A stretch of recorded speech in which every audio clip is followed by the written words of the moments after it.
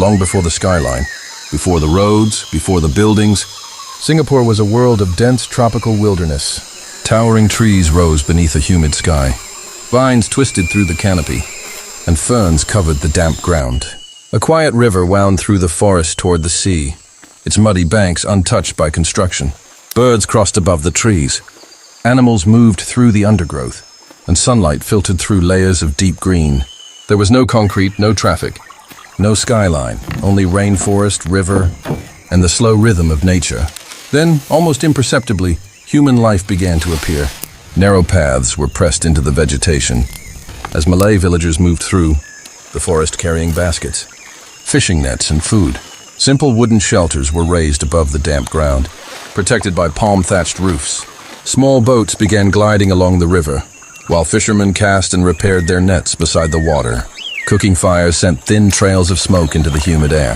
The forest still surrounded everything, but the first signs of a community had begun to take root along the river. The settlement slowly grew. Wooden jetties extended into the water, allowing small boats to unload their cargo. Traders arrived from across Southeast Asia carrying pottery, timber, spices, cloth, and food. Malay boatmen moved between the river and the shore, while travelers gathered around the growing settlement. More wooden homes appeared beneath the trees, and the once hidden paths became worn tracks connecting them. The river was no longer simply part of the landscape. It was becoming a route for people, trade, and opportunity. As Temasek developed into a regional trading center, the riverside became increasingly crowded. Larger wooden buildings appeared beside the water, and boats gathered around the growing marketplace. Malay fishermen worked alongside traders from across the region, while Chinese merchants brought ceramics and metal goods. Baskets, crates, nets, animals, and people filled the riverbank. Yet behind the growing settlement, the tropical forest still remained, creating a striking contrast between the natural world and the first stages of urban life. Centuries passed and the landscape changed again. Parts of the old settlement faded, and vegetation slowly reclaimed sections of the shoreline. The river became quieter, surrounded once more by thick greenery. Then human activity gradually returned. Malay villagers rebuilt homes beneath the trees. Children moved along muddy paths. Fishing nets hung from wooden poles, and small boats gathered beside the river. Smoke drifted above the thatched roofs as daily life resumed around the water. Then the 19th century brought an extraordinary acceleration. Larger sailing vessels began crowding the harbor, and wooden warehouses appeared along the shoreline. The quiet riverside settlement transformed into a busy trading port. Chinese workers carried heavy cargo from boats. Indian laborers moved through the streets. Malay boatmen guided vessels along the river, and European traders joined the growing commercial community. New buildings rose beside the water, and the jungle began retreating from the expanding settlement. Rows of colorful shophouses gradually replaced many of the older wooden structures. Their narrow facades stood closely together along developing streets. Horse-drawn carts squeezed through the crowded waterfront, while workers carried baskets and crates between warehouses and boats. Chinese families established businesses beneath the shophouses. Malay residents moved through the markets, and Indian merchants and workers became an important part of the city's daily life. The river was now filled with cargo vessels and constant movement. Permanent roads gradually replaced muddy paths. Street lamps appeared, drainage channels were constructed, and bridges connected expanding neighborhoods. Rickshaws joined horse-drawn carts as crowds became larger and streets became more organized. Shopfronts and signs filled the buildings, while market stalls spilled into busy streets. The tropical wilderness that once dominated the landscape had almost completely disappeared from the developing urban center. Then the 20th century introduced another transformation. Motor vehicles began replacing carts and rickshaws. Electric lights illuminated the streets, and taller commercial buildings appeared behind the historic shophouses.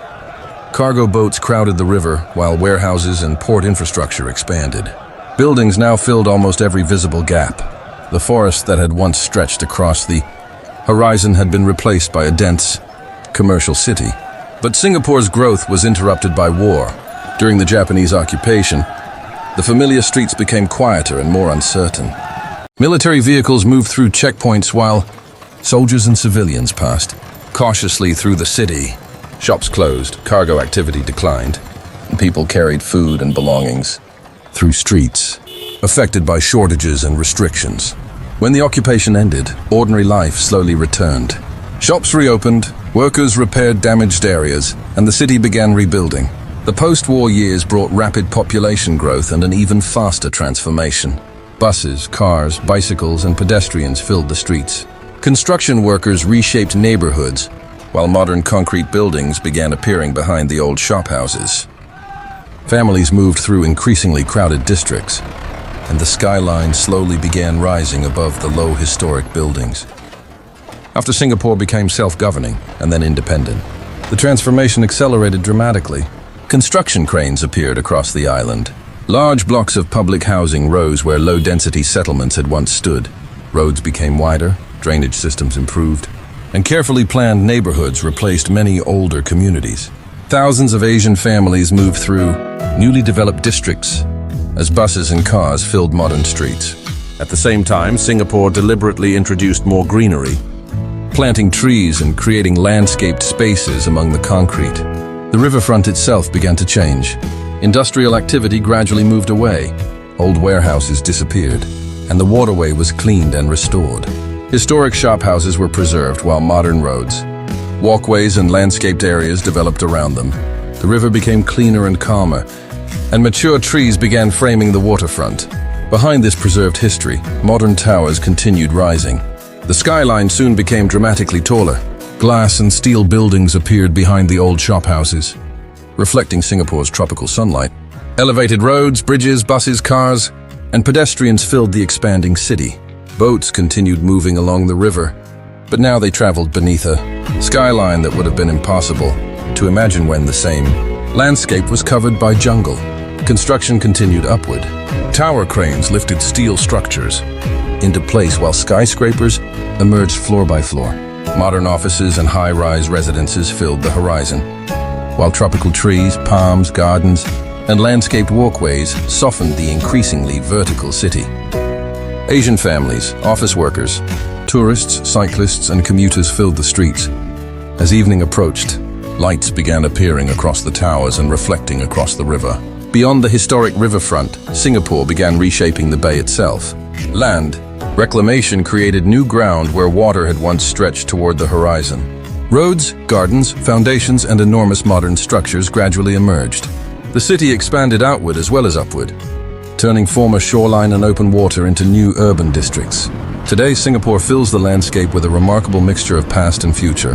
Historic shophouses remain beside the river, while enormous glass skyscrapers rise behind them. Modern bridges cross the water, trains move through the distant skyline, and spotless roads carry continuous streams of traffic. Thousands of people walk beneath tropical trees.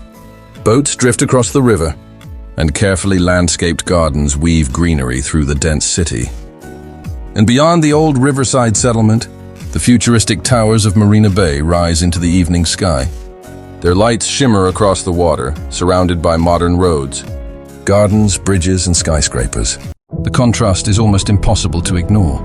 The same island that once held nothing more than dense rainforest, muddy riverbanks, and small Malay settlements, has become one of the world's most recognizable modern cities, a place where the traces of its riverside past still stand, beneath a skyline built for the future.